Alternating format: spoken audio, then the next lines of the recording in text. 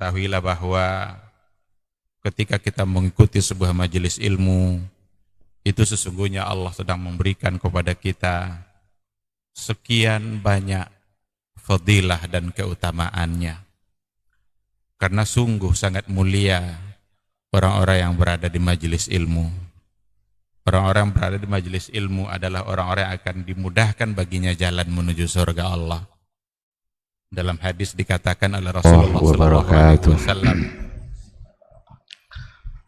Innal hamdalillah nahmaduhu wa nasta'inuhu wa nastaghfiruh wa na'udzu billahi min syururi anfusina wa min sayyiati a'malina may yahdihillahu fala mudhillalah wa may yudlilhu falan tajida lahu waliyyan mursyida. Asyhadu an la ilaha illallah wahdahu la syarikalah wa asyhadu anna Muhammadan abduhu wa rasuluhu la nabiyya wa la rasulah ba'da. Ikhwati fillah rahimani Allah wa iyyakum.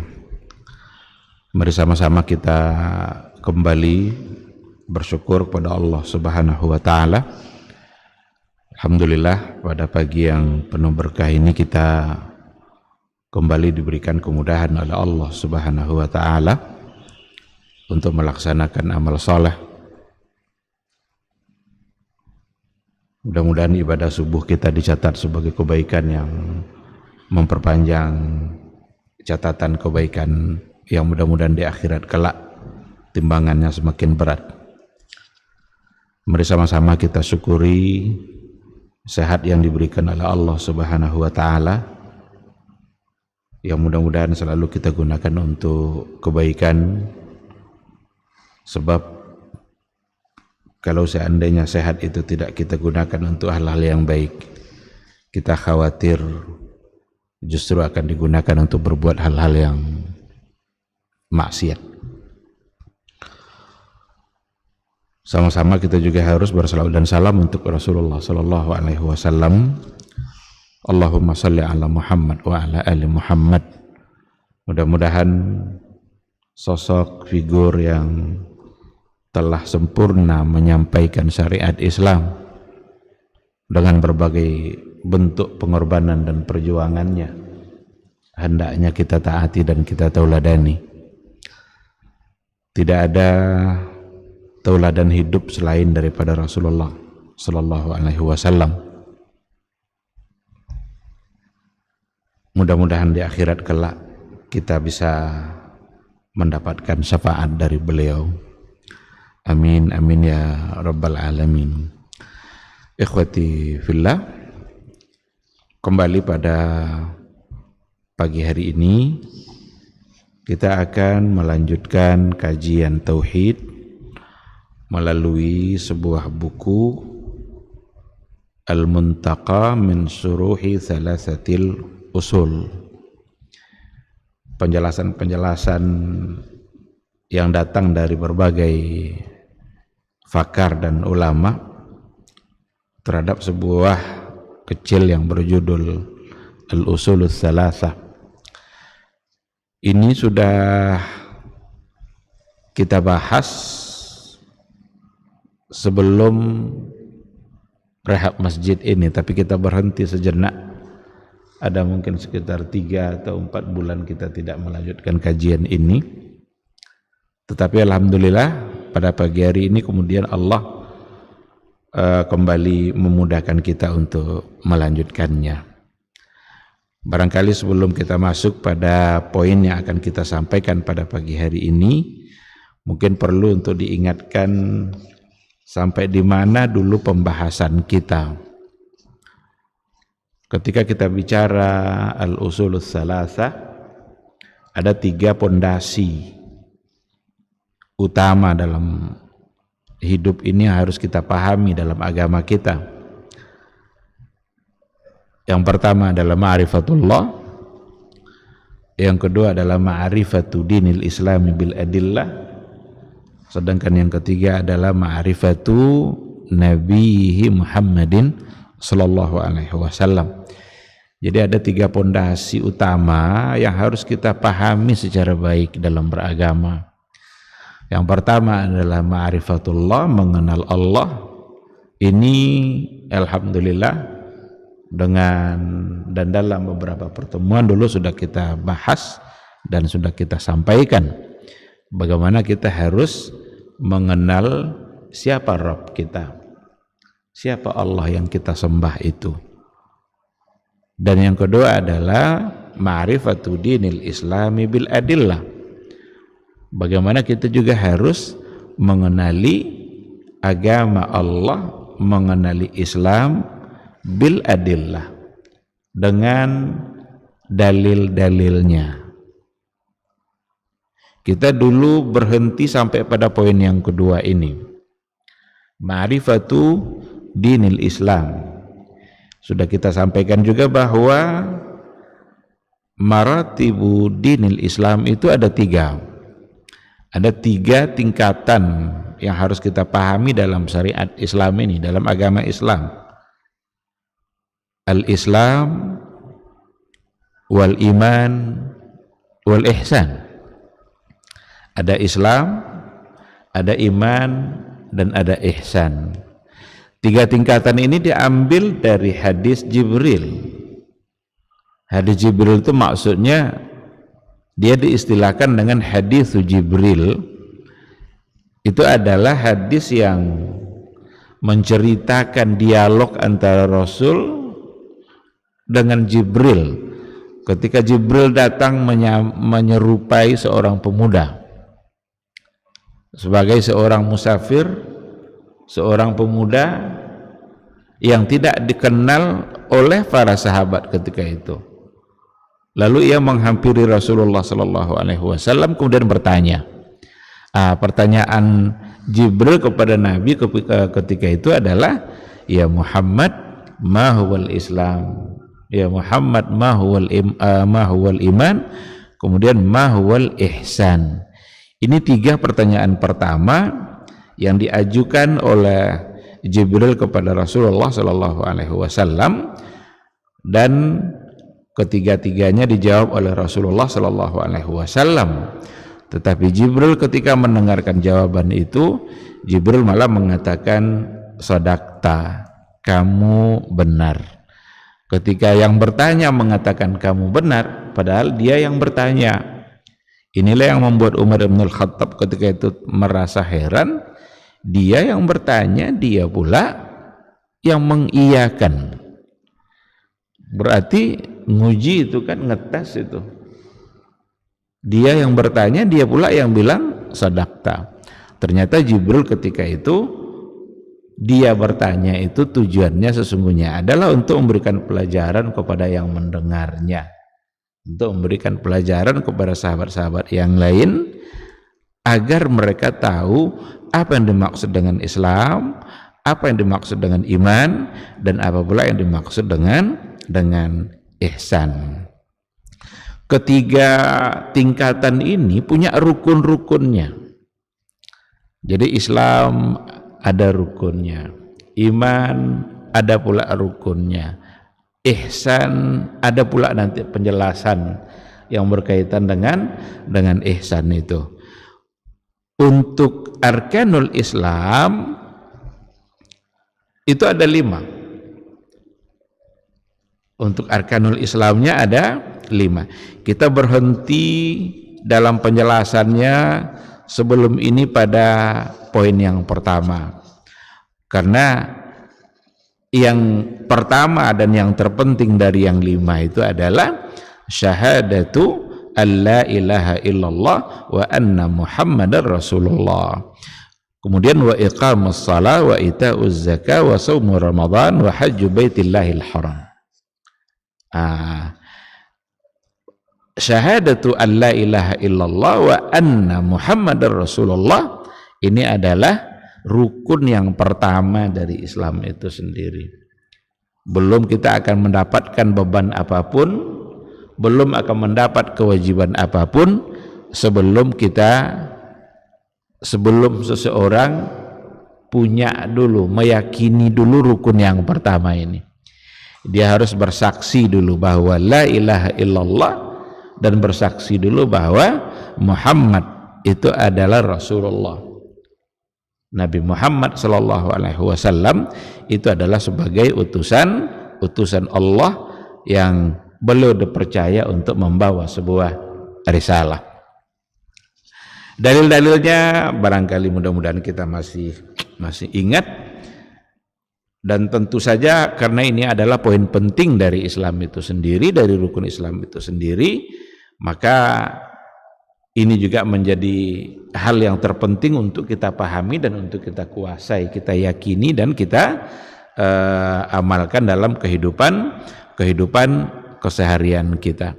Apalagi la ilaha illallah sebagai lafaz tauhid, sebagai lafaz iman yang akan ditimbang nanti di akhirat kelak. Bahkan kalau seandainya lafaz tauhid la ilaha illallah Muhammadar Rasulullah benar-benar berkualitas, maka itu adalah sesuatu yang akan membuat dia bisa masuk surga. Seperti yang pernah kita sampaikan sebuah kisah seorang sahabat Rasulullah sallallahu alaihi wasallam yang belum lama ia mengucapkan dua kalimat syahadat itu, belum punya modal yang banyak untuk ibadah-ibadah yang lain, baru dia masuk Islam. Tetapi semangat yang ada di dalam hatinya yang didasari oleh la ilaha illallah itu membuat dia siap untuk ikut berjihad di jalan Allah. Maka ikutlah dia berperang dan mati dia dalam peperangan itu. Ketika itu Rasul menyebutnya sebagai ahli surga.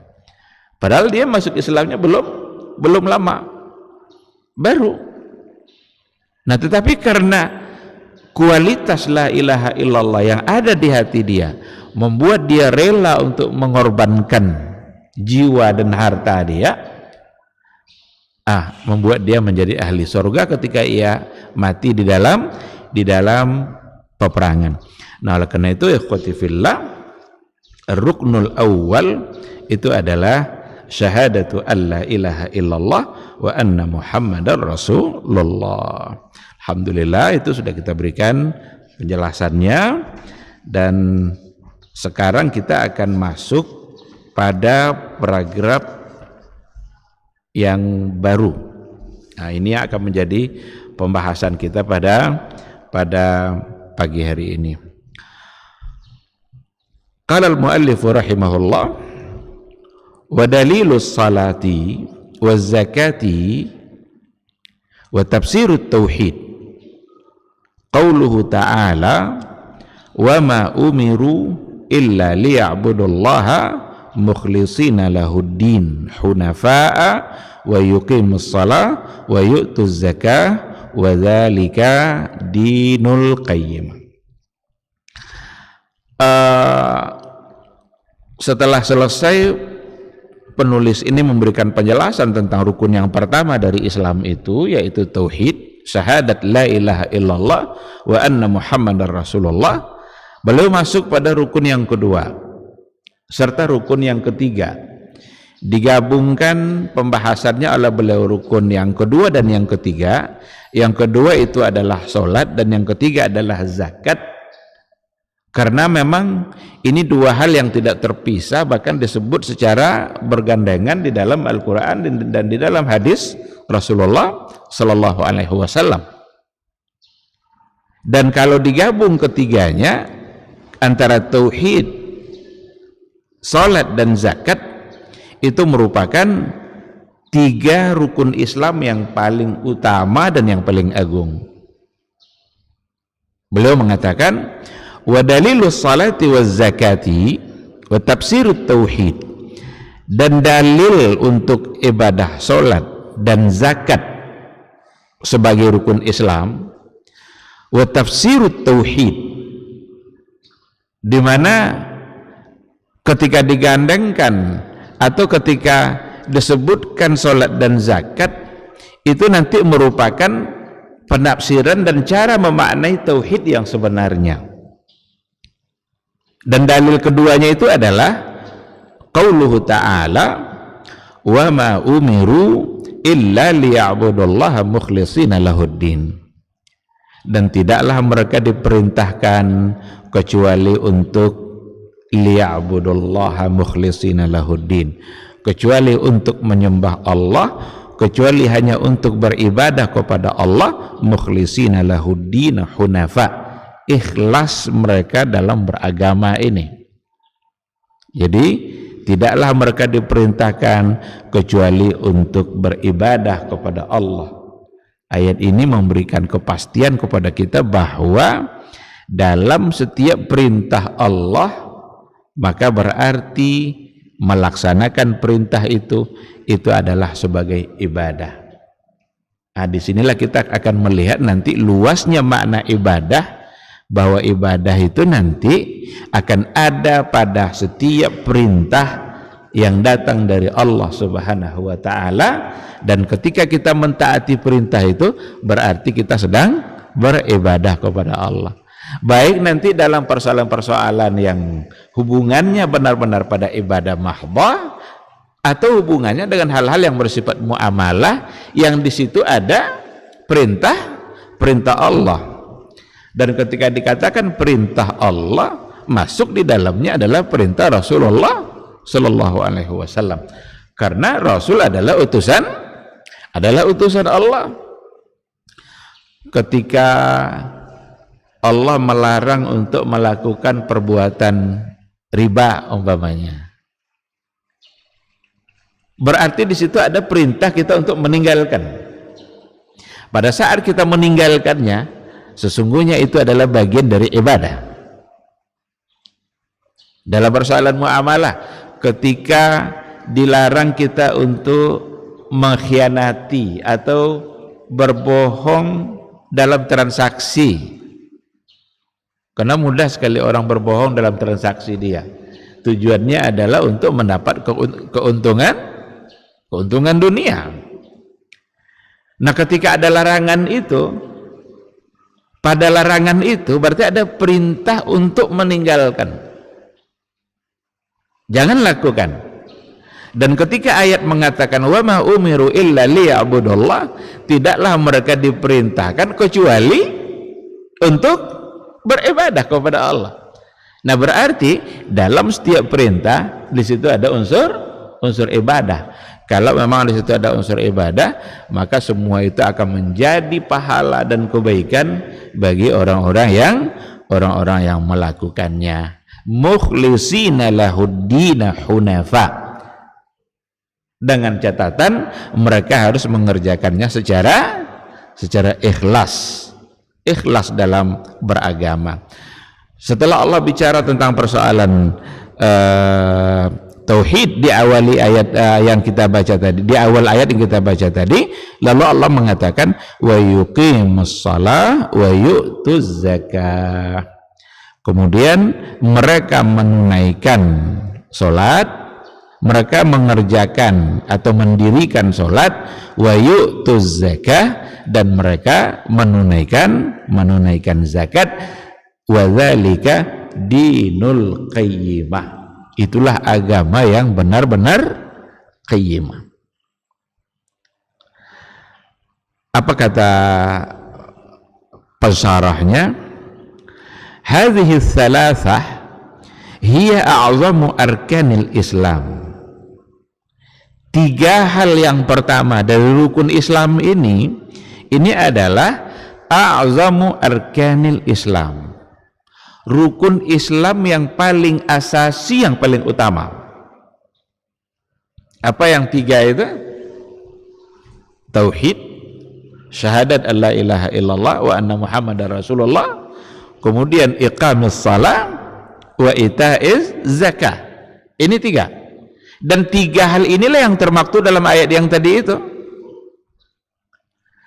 Wal kitabu was sunnah tajma' bainaha fi mawadhi' muta'addidah.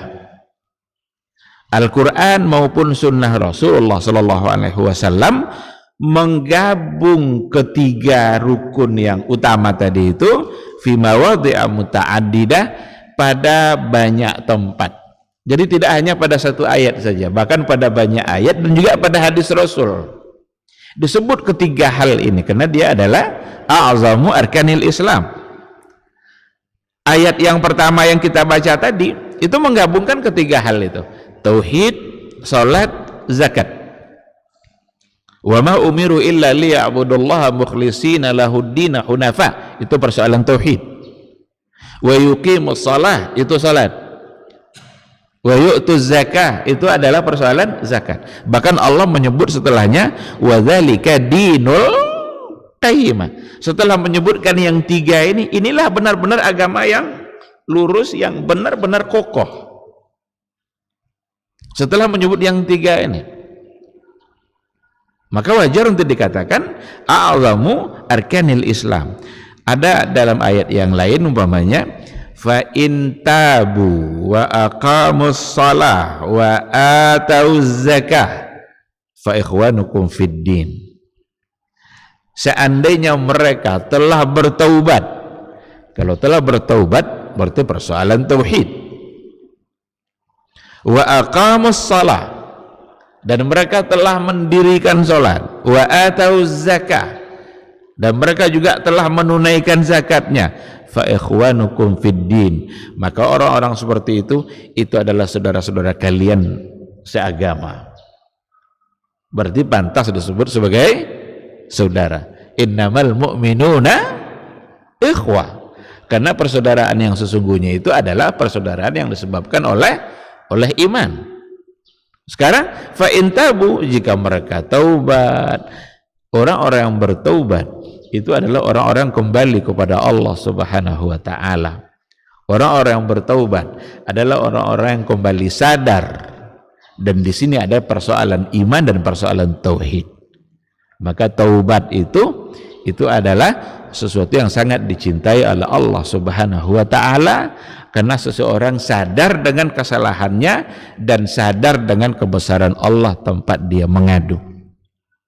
Nah, jadi dalam ayat, dalam hadis banyak disebutkan tiga hal ini secara bersamaan, dan itu menunjukkan bahwa ketiga-tiganya adalah a'zamu arkanil Islam, rukun Islam yang paling utama.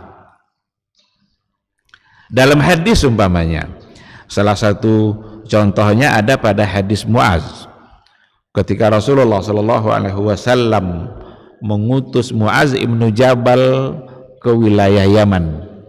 Jadi Muaz pernah menjadi duta dakwah yang diutus oleh Rasulullah Shallallahu Alaihi Wasallam.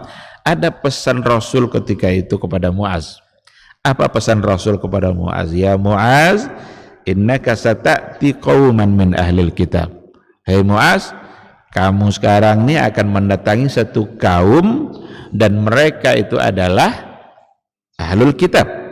Kalau ahlul kitab berarti mereka sudah punya pengalaman dalam beragama, karena ada kitab samawi yang mereka miliki.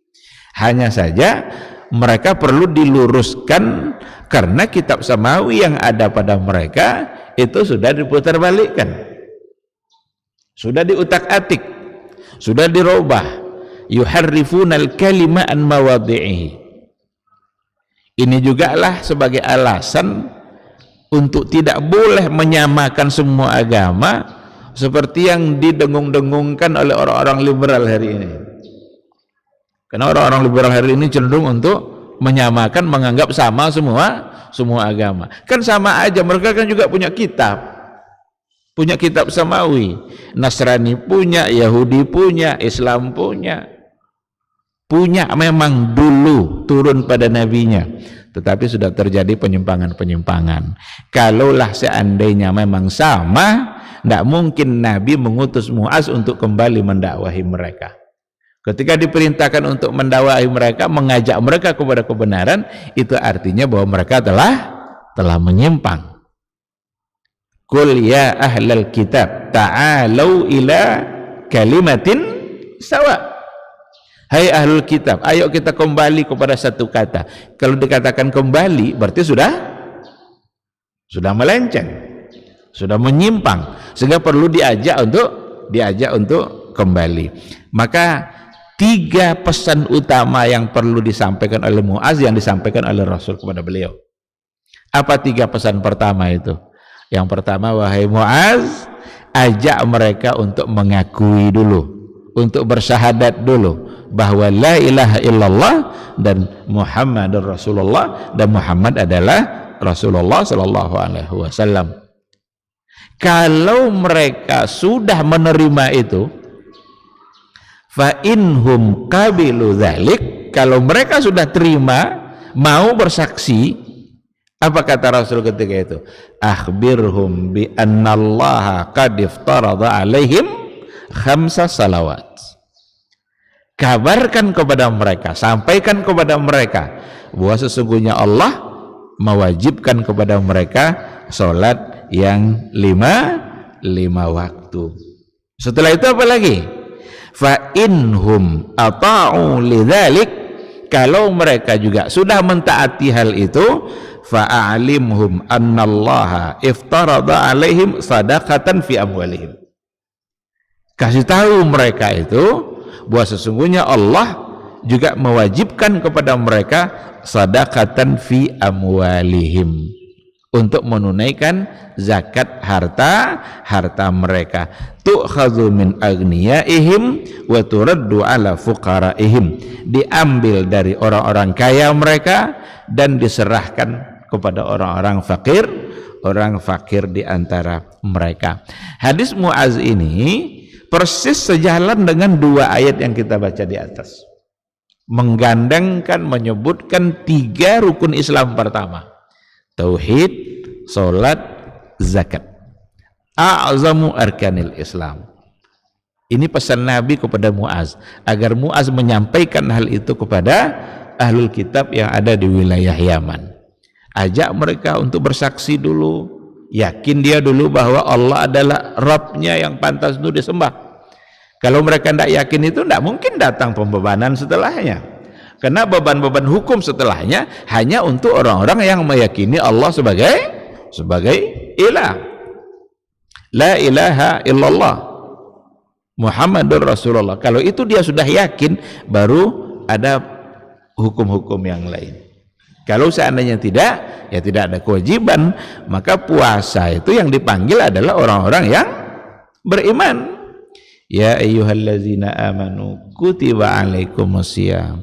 Yang tidak beriman tidak dipanggil. Lalu berdosakah orang-orang tidak beriman kalau dia tidak berpuasa? Orang-orang kafir itu kalau tidak berpuasa berdosa tidak dia?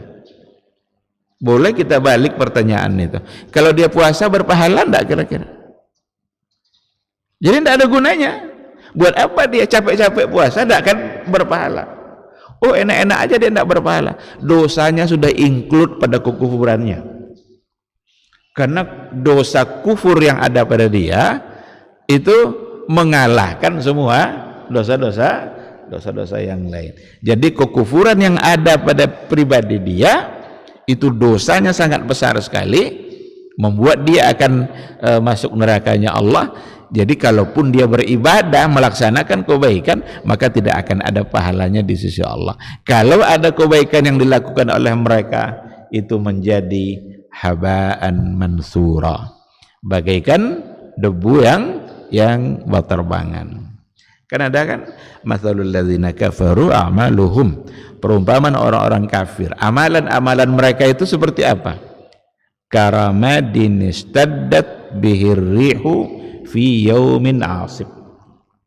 Itu sama seperti tumpukan debu yang tinggi, tetapi tidak ada kekuatannya, tidak ada tempat bergantungnya. Sekali datang angin, itu akan menghilangkan tumpukan debu yang begitu besar. Allah tidak terima, tidak ada tempat bergantungnya, tidak kokoh dia. Tapi ketika orang-orang yang beriman kepada Allah lalu beramal soleh, kokoh dia, ada tempat bergantungnya, dicatat oleh malaikat Allah, maka ia tidak akan haba'an mansura. Nah, oleh karena itu tauhid kalau sudah diterima, setelah itu barulah datang kewajiban-kewajiban yang lain. Setelahnya dua kewajiban utama setelah tauhid. Yang pertama adalah salat dan yang kedua adalah zakat. Ketika dikatakan oleh penulis ini atau oleh pengarang buku ini wa tafsirut tauhid. Bagaimana kita memahami kata wa tafsirut tauhid? Ketika dikatakan salat, dikatakan zakat, wa tafsirut tauhid, maka kita dapat paham dan memahaminya bahwa bukti tauhid yang sesungguhnya, bahwa kita benar-benar bertauhid kepada Allah, itu sesungguhnya kunci utamanya ada pada tauhidul ibadah. Ada pada tauhidul ibadah dalam artian ifradullahi ta'ala bil ibadah. Bagaimana kita mengesahkan Allah dalam ibadah kita. Dan ibadah yang paling utama itu ada dua, salat dan zakat. Dan itu adalah tauhid uluhiyah. Oleh karena itu, yang akan membuat kita benar-benar dianggap bertauhid kepada Allah itu tidak semata-mata pada rububiyah. Itu makna dari kata wa tafsirut tauhid. Kan dulu sudah pernah kita berikan penjelasan. Apa penjelasan yang pernah kita sampaikan dulu? Tauhid itu secara garis besar bisa dipahami dari tiga sisi. Ada tauhid rububiyah, ada tauhid uluhiyah, ada tauhidul asma'i was sifat. Tauhidur rububiyah, alhamdulillahi rabbil alamin, segala puji bagi Allah Rabb al-alamin. Apa makna Rabb al-alamin ini? Apa penafsiran dari kata Rabb rububiyah yang diambil dari kata Rabb itu? Itu nanti akan ditafsirkan oleh ayat-ayat yang lain, banyak sekali. Apa contohnya? Sabbihisma rabbikal a'la. Rabbikal a'la ini sama enggak maknanya dengan Rabbil alamin yang tadi itu? Sama. Karena ayat ini menjelaskan ayat yang tadi. Sabbihisma rabbikal a'la alladzi khalaqa fasawwa walladzi qaddara fahad. Ini bagian dari rububiyah. Maka rububiyah itu adalah pekerjaan atau perbuatan-perbuatan Allah yang wajib kita yakini, dan memang hanya Allah yang bisa melakukan itu. Yang lain tidak bisa. Yang mencipta hanya Allah, yang mengatur rezeki kita hanya Allah, yang menentukan takdir kita hanya Allah, yang menyempurnakan kita juga adalah Allah. Allah tentukan takdir.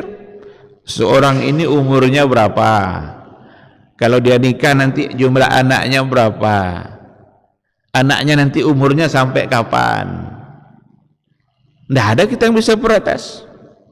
Maka rububiyah itu bagaimana kita meyakini perbuatan-perbuatan Allah, seperti Dia sebagai Khalik, Dia sebagai Razik, pemberi rezeki, Dia yang mengatur alam, Dia yang menentukan takdir, Dia yang mendatangkan musibah, Dia yang menyembuhkan. Itu semua adalah bagian dari rububiyah yang wajib kita yakini. Tapi kalau seandainya berhenti pada rububiyah saja, belum membuat seseorang menjadi muslim yang sesungguhnya. Kalau berhenti pada rububiyah. Kenapa demikian? Karena orang-orang jahiliyah dulu, orang-orang Quraisy dulu, mereka yakin bahwa Allah sebagai Khaliq. La in sa'altahum man khalaqas samawati wal ard la yaqulunna Allah. Jika kamu tanya mereka, wahai Muhammad, siapa yang menciptakan langit dan bumi? La yaqulunna Allah, mereka akan berkata yang menciptakannya adalah Allah. Berarti mereka yakin bahwa Allah sebagai Khaliq. Yakin dia. Maka tidak boleh berhenti sampai di situ. Harus digabungkan padanya tauhidul uluhiyah, Tauhidul uluhiyah inilah yang akan membuat kita benar-benar menjadi seorang muslim. Ketika kita sudah mengesahkan Allah dalam ibadah. Apa contoh ibadah? Ini yang dua, ini yang paling asasi. Dan tentu saja nanti pada semua ibadah. Salat, zakat.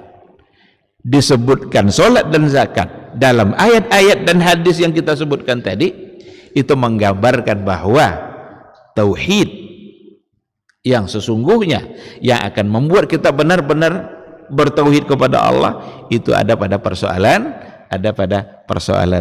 ibadah yang harus kita murnikan ikhlas semata-mata hanya karena Allah Subhanahu wa ta'ala.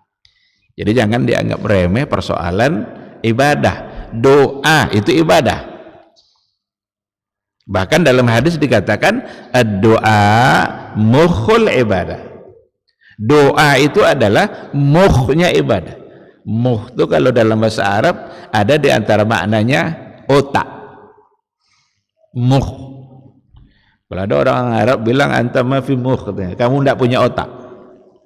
Jadi intisari dari ibadah itu ada pada doa. Berarti tauhidul uluhiyah dalam persoalan doa hanya kepada Allah.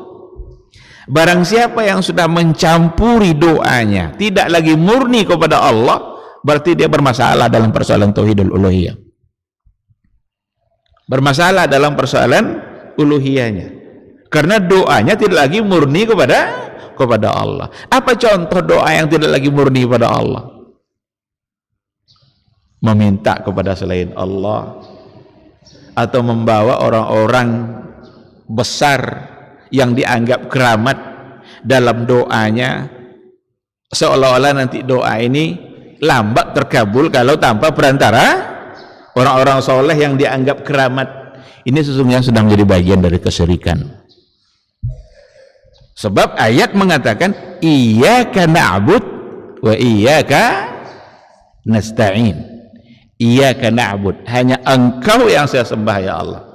Wa iyyaka nasta'in, dan hanya engkau tempat kami meminta. Nasta'in, isti'anah. Jadi isti'anah hanya kepada Allah Subhanahu wa ta'ala. Meminta hanya kepada Allah. Doa hanya pantas diminta, disampaikan kepada Allah. Karena Allah lah yang mengabulkan doa. Allah lah yang bisa, dan hanya Dia yang bisa. Tidak ada satupun orang yang bisa mengabulkan permohonan dalam bentuk doa-doa yang memang hanya pantas diberikan kepada Allah Subhanahu wa ta'ala. Itu adalah bagian dari tauhidul uluhiyah. Tauhid ifradullahi fil ibadah, mengesahkan Allah di dalam ibadah. Apa contoh ibadah yang lain? Menyembelih, az-zabhu itu ibadah. Az-zabhu itu iraqatud dam. Apa contoh az-zabhu yang dalam hal ibadah? Akikah, kurban. Akikah itu kan bagian dari ibadah. Kurban juga bagian dari ibadah. Dan itu iraqatud dam, menyembelih. Menyembelih hanyalah semata-mata atas nama Allah Subhanahu wa ta'ala. Seandainya ada orang menyembelih tapi tujuannya sudah tujuan-tujuan yang lain. Apa contoh tujuan yang lain? Untuk sesembahan. Kepalanya nanti mesti dibuang ke kaki bukit mana agar kita terhindar dari gangguan-gangguan makhluk halus. Atau disembelih 5 ekor, 1 ekor ini harus dibuang ke pantai mana, ke laut mana agar nanti terhindar dari gangguan-gangguan makhluk halus. Berarti sembelihannya tidak lagi tujuannya untuk Allah, tapi adalah tujuan-tujuan yang lain, maka disebutlah ia sebagai perbuatan yang syirik. Menjadi syirik dia untuk melakukan sesembelihan dengan cara seperti itu. Kenapa menjadi bagian dari syirik? Karena dia sudah membawa selain Allah dalam ibadahnya. Berdoa kepada selain Allah itu juga bentuk dari kesyirikan. Kenapa demikian? Karena dia sudah membawa selain Allah dalam doanya, padahal doa hanya untuk Allah. wa annal masajida lillah fala tad'u ma'allahi ahada. Sesungguhnya masjid-masjid itu hanyalah untuk Allah. Fala tad'u ma'allahi ahada. Janganlah kalian berdoa membawa orang lain dalam doa kalian bersamaan dengan doanya kepada Allah Subhanahu wa taala. Ayat inilah yang salah satu ayat yang dijadikan alasan oleh para ulama dalam persoalan tawassul dalam doa, karena kita khawatir nanti justru itu menjadi bagian dari kesyirikan. Meskipun ada di antara tawassul yang dibolehkan menjadikan perantara, dan itu sesuatu yang dibolehkan pada 3 hal. Selain itu tidak dibolehkan. Bertawasul dengan amal soleh, bertawasul dengan nama-nama Allah yang mulia, dan bertawasul dengan orang soleh yang masih hidup. Kalau masih hidup dia oke. Seorang anak temui orang tuanya, minta dia agar orang tuanya mendoakan. Pak, Bu, tolong doakan saya besok mau ujian skripsi umpamanya. Boleh enggak? Boleh. Kenapa demikian? Karena masih hidup. Ada kiai, ada ulama besar, orang alim, orang soleh, temui dia.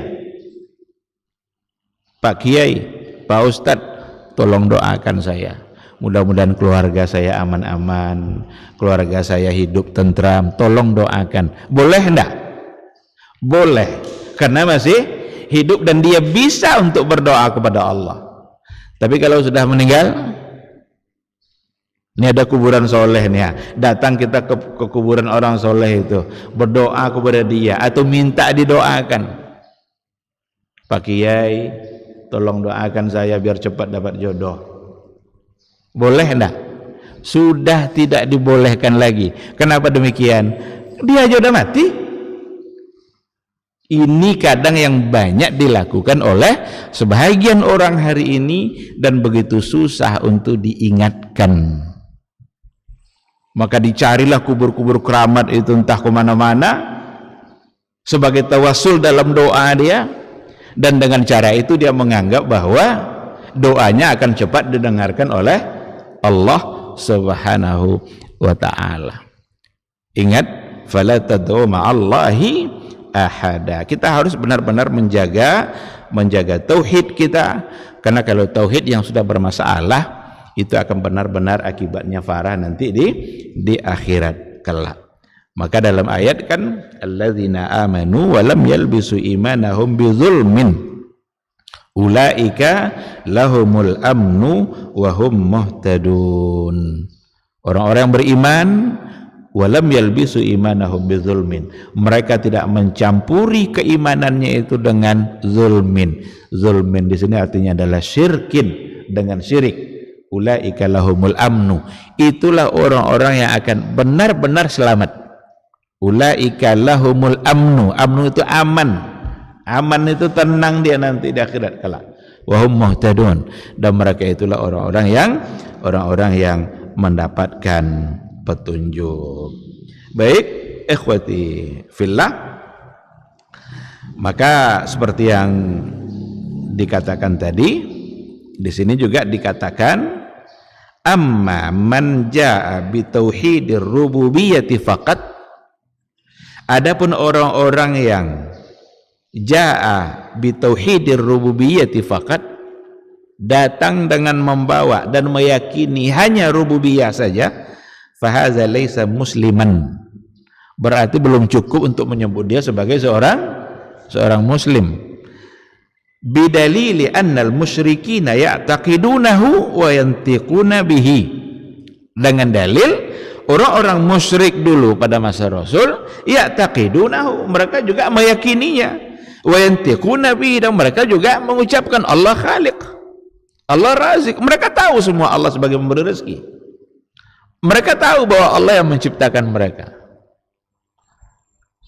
Sebagian orang-orang ateis yang pada masa dulu yang tidak percaya itu, Tapi yang orang-orang yang masih punya akal dulu itu, mereka percaya kalau Allah sebagai Khalik. Maka kalau berhenti di situ, belum membuat dia sebagai muslim yang sesungguhnya. Kapan untuk menjadi muslim yang sesungguhnya itu? Itu ada pada uluhiyah, tauhidul uluhiyah, benar-benar mengesahkan Allah dalam ibadahnya. Dan itulah nanti dibuktikan dengan keikhlasannya dalam sholat, yang harus ikhlas semata-mata karena Allah, keikhlasannya dalam berzakat yang semata-mata karena Allah, dan keikhlasannya dalam melaksanakan berbagai ibadah yang lain.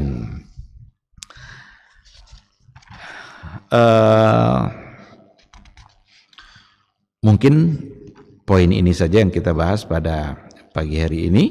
Cukup dengan as-salatu waz-zakah sebagai tafsir tauhid. Untuk kemudian besok insyaallah kita sambung dengan wadalilus siyam pada persoalan puasa. Jadi mudah-mudahan kita paham betul bahwa salat dan zakat itu merupakan dua hal yang asasi dalam beragama, maka jangan sekali-kali mengabaikan. Kalau seandainya sholat yang sudah diabaikan, itu akan berpengaruh nanti pada ibadah-ibadah yang lain.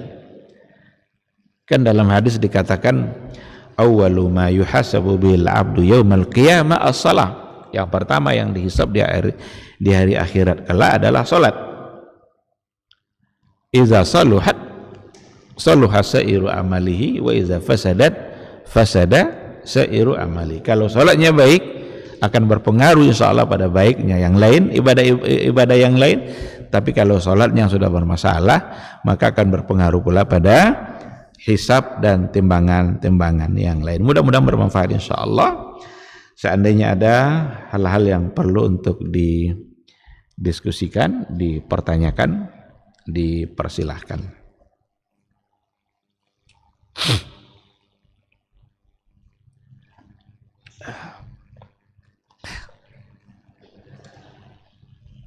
Fadhal. Waalaikumsalam warahmatullahi wabarakatuh.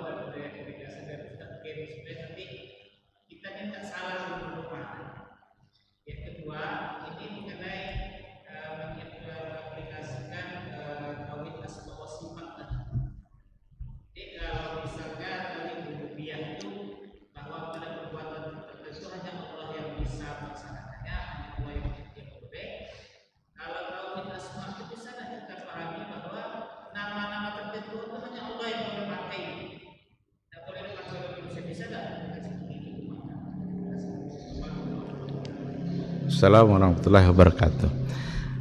Dalam beberapa ungkapan doa kita ada ungkapan umpama subhanaka, dan akhir doa kita juga diminta subhanakallahumma. Subhanaka di situ adalah Allah, karena kita sedang mengkhitab Allah. Maha suci engkau ya Allah. Subhanakallah, maha suci engkau ya Allah. Maka kalau seandainya tujuannya adalah untuk itu, tentu tidak mengapa. Tapi kalau Rabbika, Rabb itu adalah Allah, kalau kah itu nanti kembalinya lagi kepada Allah, tentu akan bermasalah. Berarti Rabb ini punya Rabb lagi, tentu akan salah kan. Kalau dalam seperti itu, biasanya kalau bukan pada doa, kah di situ nanti kembalinya kepada Nabi Muhammad Sallallahu Alaihi Wasallam, karena Rabb kamu, karena Nabi Muhammad yang menyampaikan bahwa Allah itu adalah Rabb. Jadi memang perlu untuk dihindari kalau tujuannya seperti tadi. Tapi kalau tujuannya itu adalah untuk mengagungkan Allah, maka tentu saja tidak mengapa. Cuma kadang-kadang memang kita tidak menyadari dalam ungkapan itu, tetapi kita yakin bahwa apa yang kita ucapkan itu bukanlah artian yang bahwa dhamir yang ada di situ itu adalah sebagai Rabb lagi bagi Allah. Tentu tidak akan ada yang meyakininya seperti itu. Itu untuk yang pertama.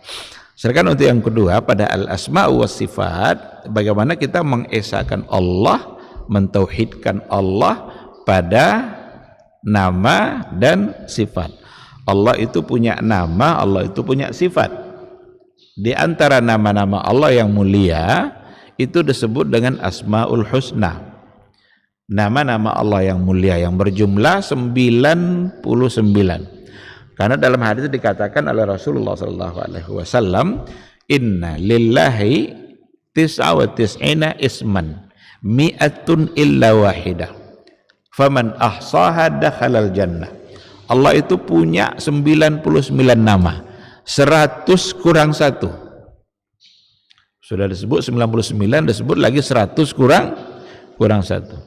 Faman ahsaha dakhalal jannah. Siapa yang menguasainya, menghafalnya masuk surga. Itu hadis. Dan hadisnya sahih insyaallah.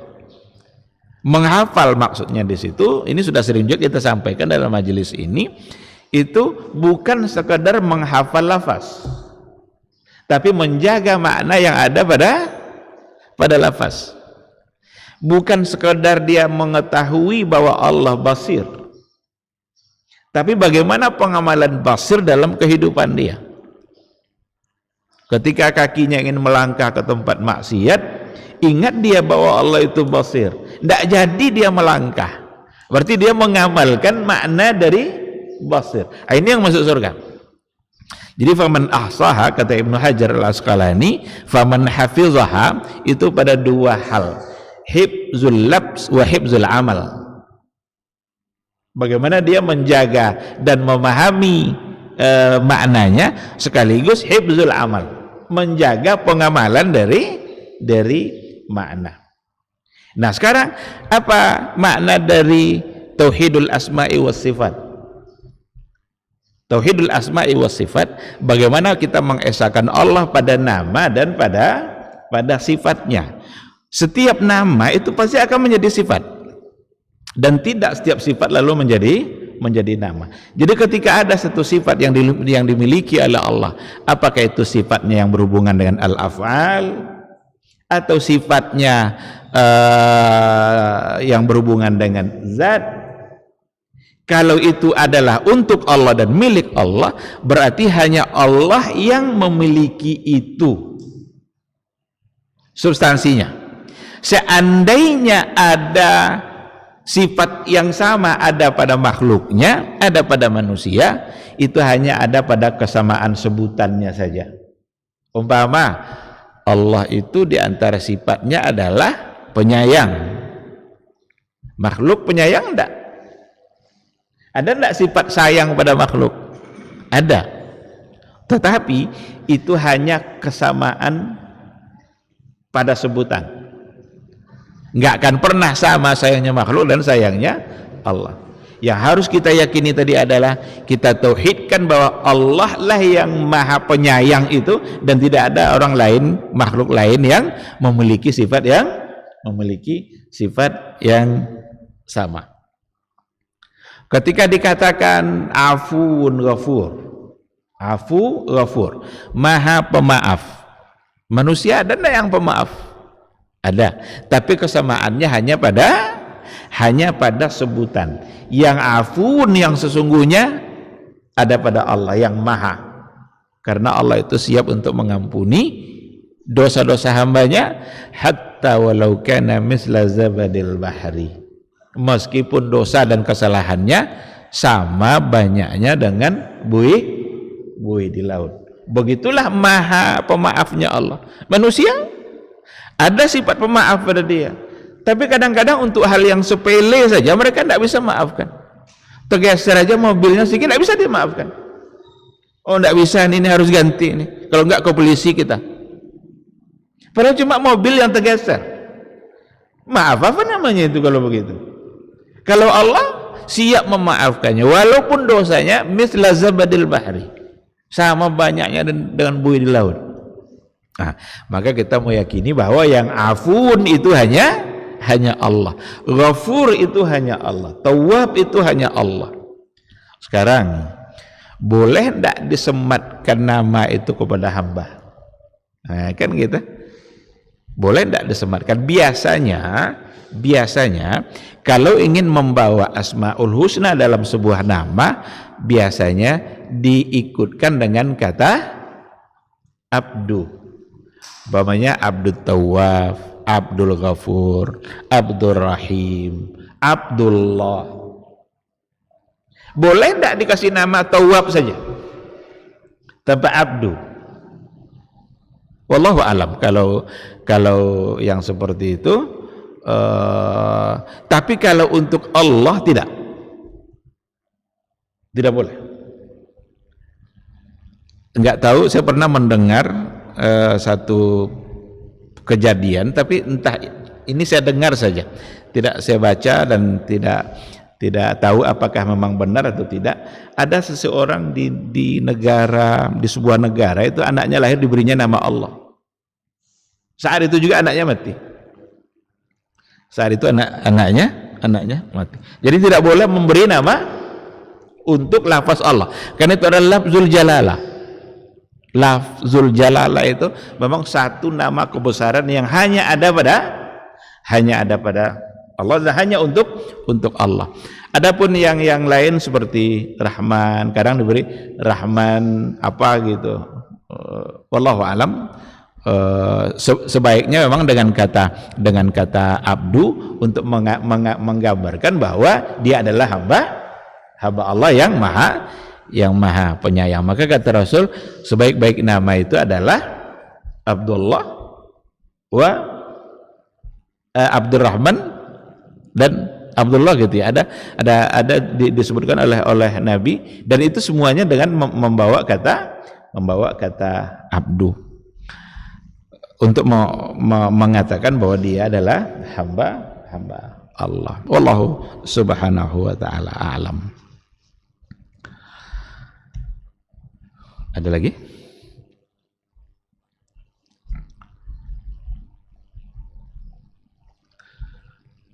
Baik, kalau tidak ada barangkali kita cukupkan sampai di sini. Insyaallah besok subuh, karena Ahad besok adalah Ahad keempat.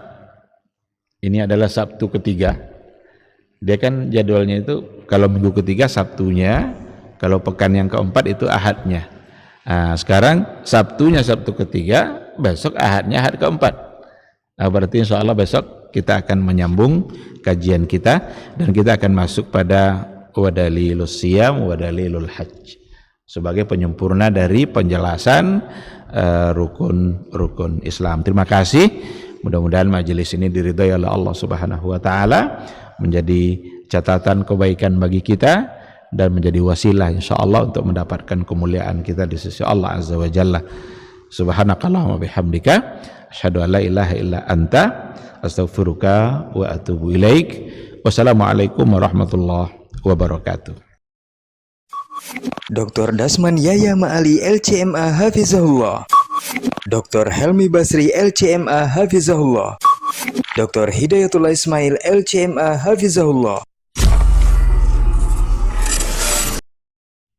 Ketahuilah bahwa ketika kita mengikuti sebuah majelis ilmu, itu sesungguhnya Allah sedang memberikan kepada kita sekian banyak fadilah dan keutamaannya. Karena sungguh sangat mulia orang-orang yang berada di majelis ilmu. Orang-orang yang berada di majelis ilmu adalah orang-orang yang akan dimudahkan baginya jalan menuju surga Allah. Dalam hadis dikatakan oleh Rasulullah sallallahu alaihi wasallam, "Man salaka tariqan yaltamisu fihi ilman, sahalallahu lahu tariqan ilal jannah." Barang siapa yang menempuh satu jalan di mana tujuannya adalah untuk mendapatkan ilmu, maka Allah akan mudahkan baginya jalan menuju surga. Surga itu perlu iman, dan mendapatkan surga itu perlu ilmu. Maka di majelis ilmulah kita bisa menumbuhkan iman kita, dan di majelis ilmulah kita bisa mendapatkan ilmu pengetahuan. Maka sering-seringlah menghadiri majelis yang bisa menambah iman kita dan juga bisa menambah ilmu, agar surga Allah itu benar-benar semakin dekat dengan kita bersama.